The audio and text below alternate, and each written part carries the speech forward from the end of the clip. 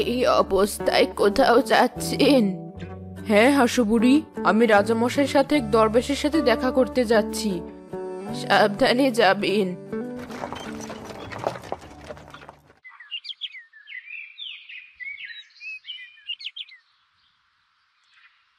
ওই তো গুহা দেখা যাচ্ছে, আর একটু সামনে গেলেই দরবেশের সাথে দেখা হয়ে যাবে। ঠিক আছে, চলুন তাহলে যাওয়া যাক। রাজামশাই, রানী সাহেবা, আপনারা এই গরিবের গুহায় কি মনে করে এলেন? আমাকে ডেকে নিলেই তো পারতেন। দরবেশ সাহেব, আপনার সম্পর্কে আমরা অনেক শুনেছি, এই জন্য এখানে এসেছি। আমাদের বড়ই দরকার আপনার সাহায্যের। হ্যাঁ দরবেশ বাবা, আমার গর্ভে সন্তান জন্ম নিতে চলেছে, কিন্তু আমি বেশ কিছুদিন যাবৎ অসুস্থতা অনুভব করছি, বুঝতে পারছি না কেন। ও আচ্ছা, আপনার এই সন্তানটি এমনিতেই হচ্ছে, নাকি এর আগে অন্য কারো সাহায্য নিয়েছিলেন, কোনো দরবেশ বা জাদুঘরের? আসলে আমাদের বিয়ে হয়েছে অনেক বছর, কিন্তু আমাদের কোনো সন্তানাদি ছিল না। এই জন্য আমরা এক কবিরাজের সাহায্য নিয়েছিলাম। কবিরাজের সাহায্য নিয়েছেন, এই জন্যই এমন হয়েছে হয়তো। কবিরাজ তারা তো এমনিতেও ভালো তেমন কাজ করতে পারে না, আর এই সন্তান আপনার জন্য মোটেও মঙ্গলজনক নয়। কি বলছেন আপনি? সন্তান আবার অমঙ্গলজনক হয় কি করে? আমি এতদিন ধরে গর্ভে আমার সন্তানকে লালন করছি। আপনি সত্যি বলছেন? আমরা কিছুই বুঝতে পারছি না, এসব কি করে সম্ভব হতে পারে? আমি ঠিকই বলছি, অনেক দুষ্ট কবিরাজ রয়েছে, আপনারা এমন একজনেরই শিকার।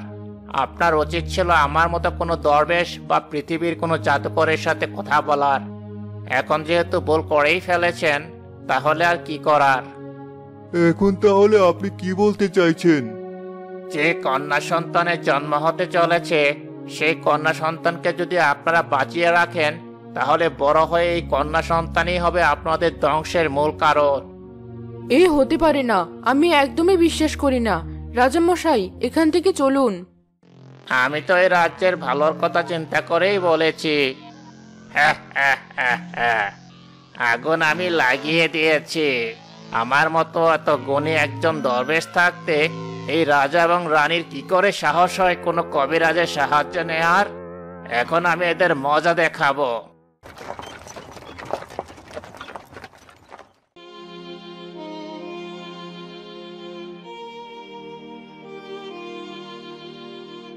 কি ব্যাপার রানী সাহেবা, বাইরে থেকে এসেছেন, পরে থেকে আপনাকে কেমন বিষণ্ণ মনে হচ্ছে? এভাবে বিষণ্ণ থাকলে তো বাচ্চার শরীর খারাপ করবে। আপনার কিছু প্রয়োজন হলে আমাকে বলুন, আমি এনে দিচ্ছি। হাসুবুড়ি, আমার কিছুই প্রয়োজন নেই, আমার একদম ভালো লাগছে না। রাজামশাইকে একটু ডেকে দাও তো, আমি রাজামশাইয়ের সাথে কথা বলতে চাই। ঠিক আছে, আমি এক্ষুনি রাজামশাইকে আপনার কক্ষে পাঠানোর ব্যবস্থা করছি। এখন আমি কি করব? দরবেশের কথা না বিশ্বাস করলেও তো হবে না। এই দরবেশ আশেপাশের রাজ্যে অনেক বিখ্যাত, যা বলে তাই নাকি সত্যি হয়ে যায়। ক্ষমা করবেন রাজামশাই, তবে রানী আপনাকে দেখতে চাইছেন। আচ্ছা ঠিক আছে হাসুবুড়ি, আমি যাচ্ছি দেখা করতে রানী সাহেবার সাথে। কি ব্যাপার রানী সাহেবা, আপনি আমাকে ডেকেছেন? হ্যাঁ, আমার বিশ্বাস হচ্ছে না, এমন কিছু দরবেশ বলতে পারলো কি করে? আমার কন্যা সন্তান আমি কিভাবে মেরে ফেলতে পারি? আমি নিজেও বুঝতে পারছি না, তবে তুমি একবার চিন্তা করে দেখো, এই কন্যা সন্তান যখন থেকে তোমার গর্ভে এসেছে তারপর থেকে তুমি অসুস্থ থাকছো। আর যদি দরবেশের কথা সত্যি হয়, তাহলে তো আমাদের কন্যা সন্তান বড় হলে আমাদের রাজ্য ধ্বংসের কারণ হবে। এটা হতে দেওয়া যাবে না। এতগুলো প্রজার জীবন আমরা আমাদের নিজের একমাত্র মেয়ের জন্য বিপদের মুখে ঠেলে দিতে পারি না। তাহলে এখন কি করব বলো? জন্মের পরপরই আমরা রাজকন্যাকে মেরে ফেলার ব্যবস্থা করব? এটাই একমাত্র উপায়। রাজামশাই এবং রানী সাহেবা যখন এই কথাগুলো বলছিল, আড়ালে দাঁড়িয়ে হাসুবুড়ি সবকিছুই শুনতে পায়। এসব কি বলছে রাজামশাই আর রানী সাহেবা? এ হতে পারে না। একটা ছোট্ট ফুটফুটে বাচ্চা কি করে কারো কোনো ক্ষতি করতে পারে? আমি এ কোনোভাবেই হতে দেব না। অবশেষে সেই দিন চলে আসে। রানী সাহেবা, আপনার ফুটফুটে কন্যা সন্তান হয়েছে। এই দেখুন, রাজকন্যা দেখতে কত সুন্দর হয়েছে। রাজকন্যাকে আমার সামনে থেকে সরাও, ওর চেহারা দেখলে আমি মায়ায় পড়ে যাব। রাজামশাইয়ের কাছে নিয়ে যাও, যা বলার উনি বলবেন। ঠিক আছে রানী সাহেবা, আপনি যা বলবেন। রানী সাহেবা বলেছেন রাজকন্যাকে আপনার কাছে নিয়ে আসতে। দেখুন কি ফুটফুটে রাজকন্যা হয়েছে আমাদের। ঠিক আছে, তুমি এই রাজকন্যাকে আমার কাছে দিয়ে দাও। আমি ওকে সিপাহীদের দিয়ে দূরে পাঠিয়ে দেওয়ার ব্যবস্থা করছি। আমি নিজে তো আর রাজকন্যাকে হত্যা করতে পারবো না, সিপাহীরা এই কাজে সাহায্য করবে। এত সুন্দর ফুটফুটে বাচ্চাকে আমি কিছুতেই মারতে দেব না। কি হয় ভবিষ্যতে দেখা যাবে, কিন্তু এত ফুটফুটে একটা বাচ্চা কারো ক্ষতি করতে পারে এটা আমি বিশ্বাস করি না। এখানে চুপচাপ দাঁড়িয়ে আছো কেন? জলদি বাচ্চাটাকে আমার হাতে দাও, আমার কাছে বেশি সময় নেই। না হলে আমি এই বাচ্চার চেহারা দেখে আমার মন পরিবর্তন করে ফেলবো আর প্রজাদের বিনাশ ডেকে আনবো। রাজামশাই, আপনাকে চিন্তা করতে হবে না। আমি রাজকন্যাকে নিয়ে চলে যাচ্ছি এবং তাকে হত্যা করার ব্যবস্থা করছি। আপনি একদম চিন্তা করবেন না। তুমি সত্যি বলছো? আমি খুশি হলাম। এই নাও স্বর্ণমুদ্রা, তুমি আর এই মহলে এসো না। তোমাকে দেখলে আমার রাজকন্যার কথা মনে হবে। তোমার মতো একজন লোককে আমি সম্পূর্ণ বিশ্বাস করি। ওকে নিয়ে যাও আমার চোখের সামনে থেকে।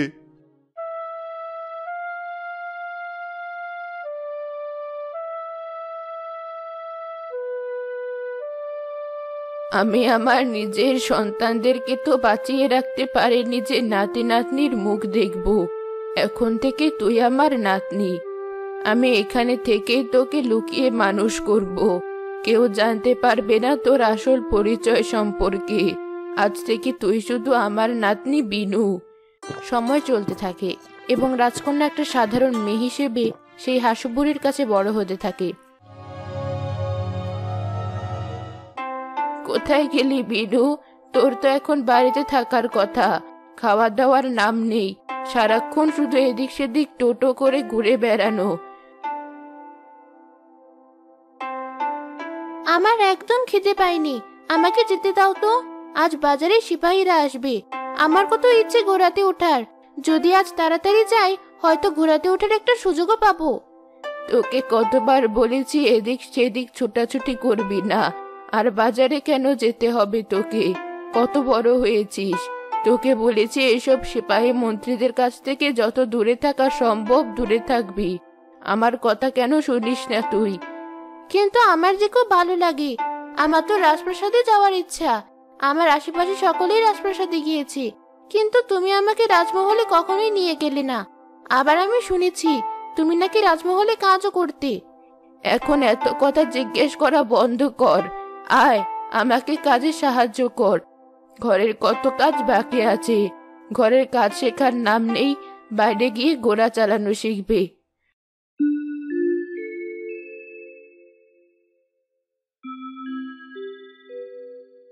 হাসু আর বিনু একসাথে কাজ করতে থাকে, কিন্তু কাজের এক ফাঁকে বিনু ঠিকই পালিয়ে ঘোড়া দেখার জন্য বাজারে চলে যায়। কোথায় গেল মেয়েটা? নিশ্চয়ই আবারও চলে গেছে বাইরে। এই নাতনিকে নিয়ে আর পারলাম না। কি বা করার, ওর শরীরে তো রাজবংশের রক্ত আছে। এজন্যই হয়তো রাজপরিবার এবং সিপাহী মন্ত্রীদের থেকে দূরে রাখতে পারি না। আমি কি ওকে সত্যিটা খুলে বলবো? না, এখনো সময় আসেনি।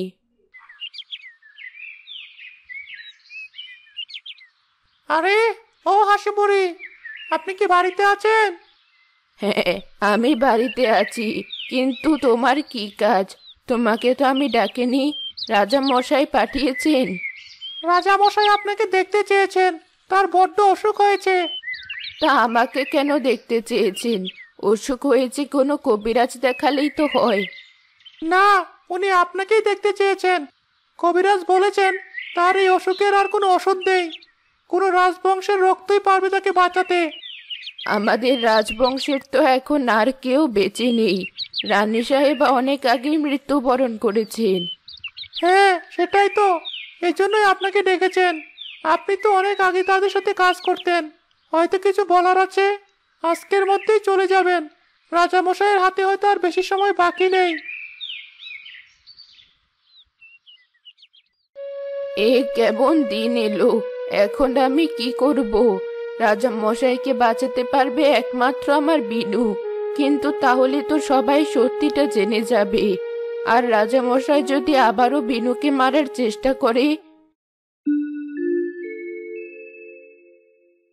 কি হলো? তুমি এভাবে চিন্তা করছো কেন? আর আমি মাত্র দেখলাম আমাদের বাড়ি থেকে সিপাহী বেরিয়ে যাচ্ছে। সিপাহীরা কি তোমার সাথে দেখা করতে এসেছিল? আর একটু থাকলেই হতো, আমিও কথা বলতে পারতাম। আমার তোকে কিছু বলার ছিল। অনেক দিন হয়েছেই তোকে বলবো বলবো ভেবে আর বলা হয়নি। এখন যথেষ্ট বড় হয়েছিস। কি বলতে চাও? হাসুবুড়ি বিনুকে তার জন্মের সম্পর্কে এবং রাজার অসুস্থতা সম্পর্কে সবকিছু খুলে বলে। আমার তো বিশ্বাসই হচ্ছে না। এখন তুই বল, তুই কি চাস? আমি তোর আসল পরিচয়টা রাজামশাইকে বলি? রাজামশাইকে তুই তো নিজের রক্ত দিয়ে সাহায্য করতে পারবি। যদি তুই না করিস তাহলে আমি জোর করব না। আমি কেন না করব? রাজামশাই আমার বাবা। এই রাজ্যের কথা চিন্তা করেই তো আমাকে হত্যা করার আদেশ দিয়েছিলেন।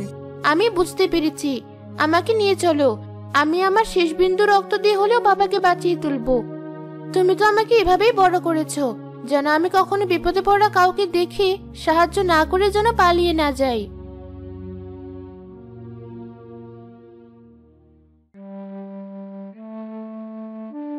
রাজামশাই, এই হচ্ছে আপনার মেয়ে বিনু। কি বলছো তুমি হাসুবুড়ি? এই মেয়ে আমার রাজকন্যা? তার মানে কি আমি ভুল করেছিলাম সেই দরবেশের কথা মেনে? এত বছর পর্যন্ত ওই ভণ্ড দরবেশের কথা মতোই আমি আমার মেয়ের থেকে দূরে ছিলাম। আমারও তাই মনে হয়। সেই দরবেশ হয়তো আপনাদেরকে মিথ্যা কথাই বলেছে। এত বছর ধরে তো আমাদের রাজকন্যা বিনু জীবিত ছিল, কিন্তু রাজ্যের কোনো ক্ষতি তো হয়নি। বিনু, আমাকে ক্ষমা করে দে মা। আমি না বুঝে ভুল করে ফেলেছি তোর সাথে। এতে ক্ষমা চাওয়ার কি আছে? আপনি যা করেছেন রাজ্যের ভালোর জন্যই করেছেন। এখন তাহলে রাজামশাইয়ের চিকিৎসা শুরু করা যাক। রাজবংশের রক্ত যখন পাওয়া গেছে অবশেষে।